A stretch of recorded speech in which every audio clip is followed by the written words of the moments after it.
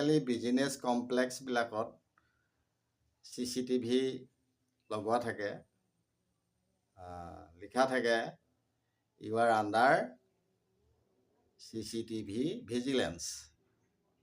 গতিকে সেই ভিজিলেন্সৰ পিছত কোৰ্টে যিকোনো মানুহে কিবা বেয়া কাম কৰিলে তাৰ পৰিৱৰ্তে চাৰ্জশ্বীট দাখিল কৰে। আৰু কোৰ্টততো এপিল কৰি পেলাই মানুহৰ নিয়ম হাৰিব পাৰি কেতিয়াবা, কিন্তু প্ৰধান কথাটো হৈছে ভগৱানে আমাক সেই CCTV নিচিনাকৈ সকলোকে চাই থাকে। আৰু ভগৱানে যেতিয়া চাৰ্জশ্বীট দাখিল কৰিব তাত এপিলো নাথাকে আৰু শাস্তি কমোৱাৰ ব্যৱস্থা নাথাকে। যিটো পাবলগীয়া আছে সেইটো পাবই লাগিব।